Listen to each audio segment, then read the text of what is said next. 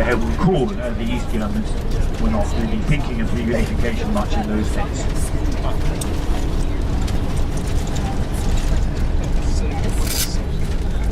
We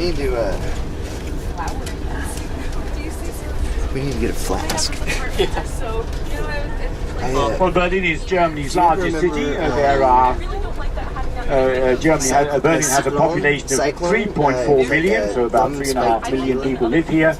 About 90 different nationalities. I think something like that. Are really intact. And here again on the right, the advantage here is that you have a good idea of what this area looked like. Just look at the right, and you can see what it looked like 20 years ago. The East, you might ask, why didn't the East Germans? That these buildings were not ideologically really in line with East German housing policy. These buildings were built for the working class, the people they called the proletariat. The standard of accommodation, the standard of living in these slums was very poor.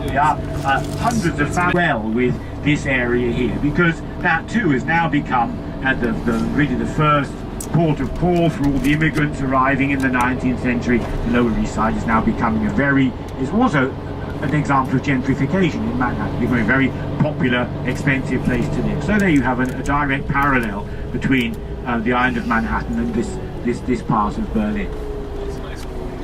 For the East Germans, these slums reminded them of the imperial period. They were built when Germany was an empire. Where the working class were as Karl Marx called the downtrodden masses, and when the East Germans came to power, where the proletariat were the most important people in this state, then they rejected everything which was associated with this imperial period.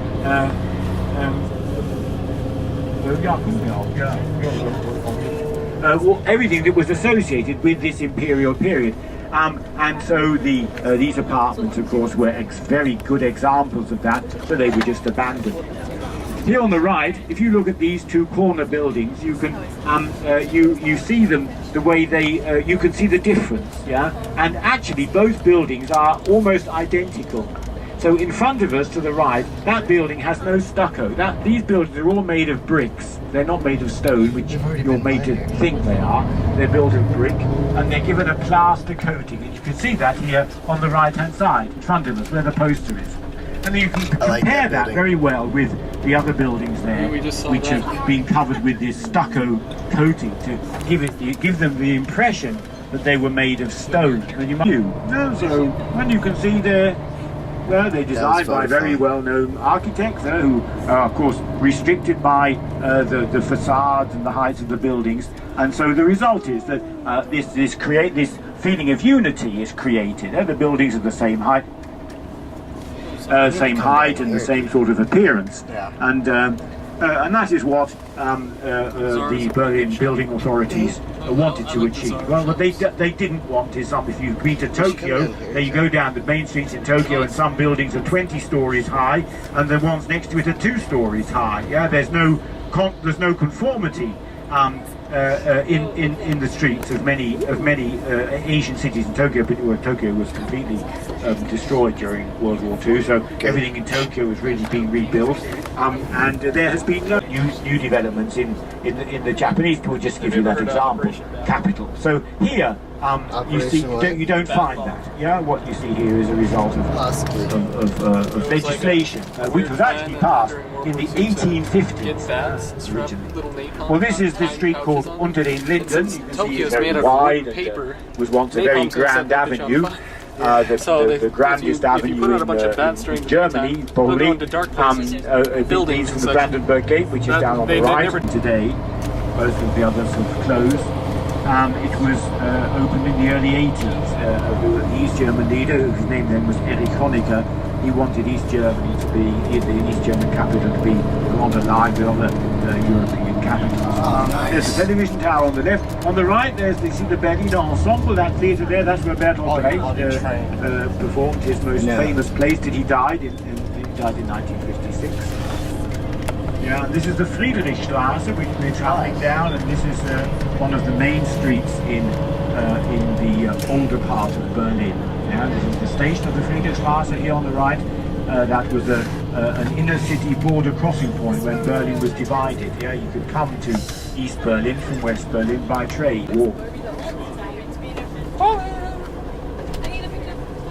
Salve. Yeah, what? Nice. Where's Benzin? Oh, there it is. I've never seen this before. Well, a new underground system is being built here. Yeah, so that's why 1 kilometer of underground in Berlin costs 160 million euros. So it costs a lot of money to build an underground, particularly in this city because of the risks of flooding from the very high water table. Yeah. Here on the left and the right in front of us, these are the historical buildings Unter den Linden. This avenue is called Unter den Linden. Yeah, and this statue on the left is an equestrian statue of one of the kings of Prussia, the most famous, yeah, whose name was Frederick II. Yeah, he was responsible for the development of the river on the banks of which Berlin was founded about 800 years ago. And, it was founded where you can see the twin spires of the church on the right-hand side there. That is the St. Nicholas district, which was reconstructed where really this city was founded around the year 1200.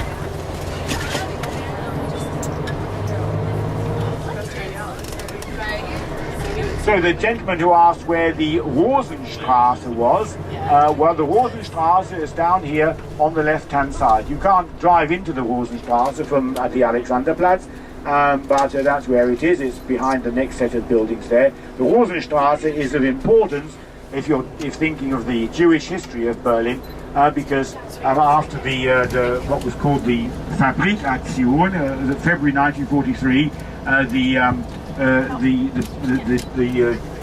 Hagyun, they were called, were people who had married, Jews who were married to a strange angle to the area surrounding it. Yeah, when it was built finished in 1902, the milk markets and very old part of Berlin was demolished to make way for this very really rather uninteresting,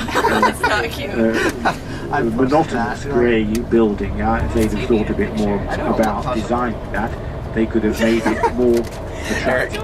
Windows.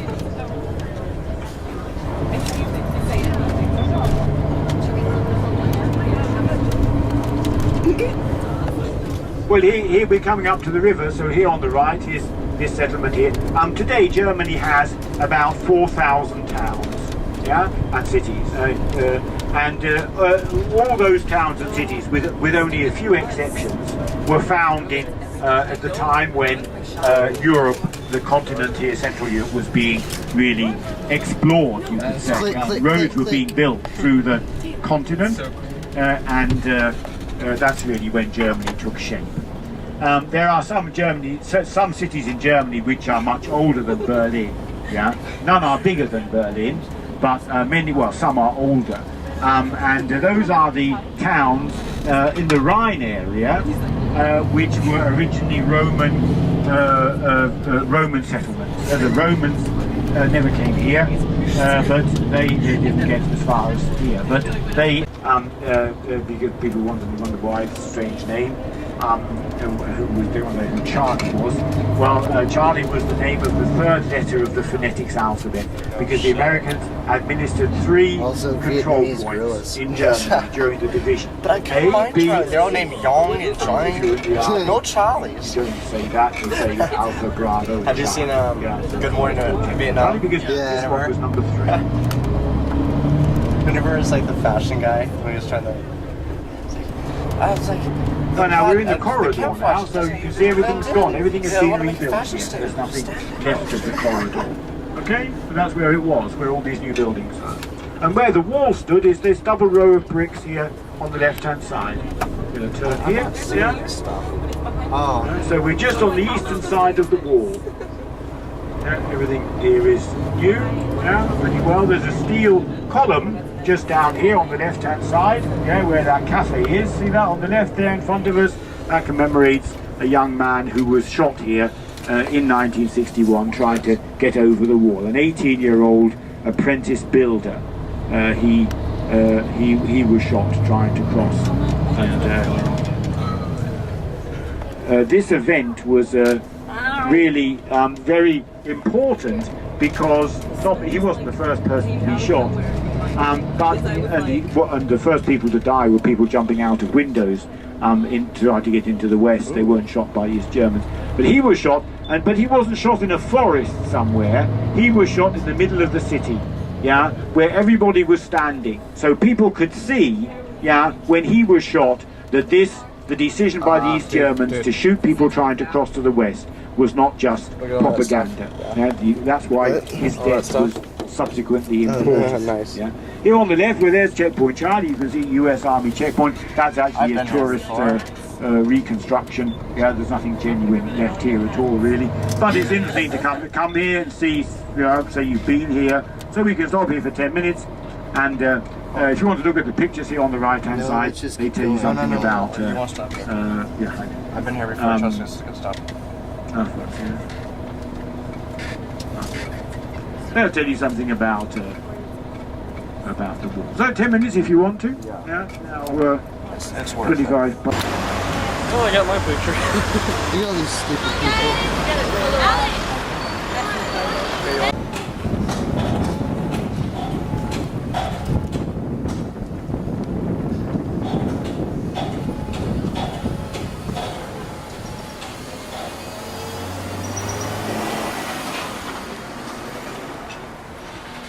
Period when they were built, they've all gone. The people are dead, and these periods are over, and the tastes have changed. So by looking at buildings, you can find a lot about about the history of the city, how people thought it. It's in 1946, so it only stood for 7 years. And in the 1980s, the East Germans built these apartment blocks where the Chancellery had once stood. So today there is really nothing left of this building, which you very seldom see pictures of. When you see photographs or films of Hitler, he's usually in his home in the Alps in the southeast of Germany, in Berchtesgaden. So really he was very seldom in Berlin. He came from Austria and he didn't like the north of Germany. He liked the mountains, which is where he was born. That's why you see him mostly in the south. Well, here on the right-hand side, you see those three people standing there. There's a plaque, an information poster there, and that tells you exactly where the bunker was in which Hitler killed himself on the 30th of April 1945. So if you want to know where that was. Is the bunker still there? No. They got rid of that a long time ago. So that's where this bunker was. So we wanted to go up here to the right, but they've closed the road there. So there's an information centre here as well. That's also free of charge. If you want to go and do some things which don't cost any money in Berlin, that's another place to come here. And there are 2,700 of these concrete blocks, and they together form a memorial to commemorate the 6 million Jews who were murdered, mostly between 1942 and 1944. So really in a fairly short period. The memorial was built where the wall stood, so that's why this large area was available for development after reunification.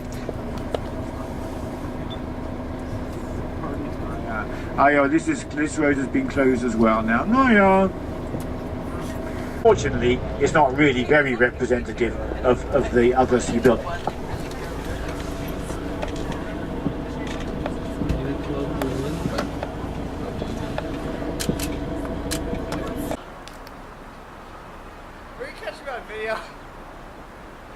Part of it. I also didn't want to fall. So just have to live with that, I'm afraid. If you want to come over here when you're staying in Berlin, you might want to go and visit this store here on the right hand side. That's Germany's most famous department store, the KaDeWe. where you can look around there, and they sell high-priced goods, and you can take a look around. They have a good souvenir department, and they have a famous food department on the 6th floor. They have 33,000 different things to eat up there. That's what they say in their press bulletin. So maybe you think that's exaggerated. Well, maybe it is, but you can go up there and have a look, and they've certainly got to them. In front of us, you can see the Mercedes star revolving on the corner of that building, and that indicates that in fact Daimler-Benz paid for that redevelopment, so that's called the Daimler Center. And this whole area here, this is what is generally termed the Potsdamer Platz. Yeah, well, the word Platz in German, as I'm sure you know, means a square. Yeah, a square. But so there's no.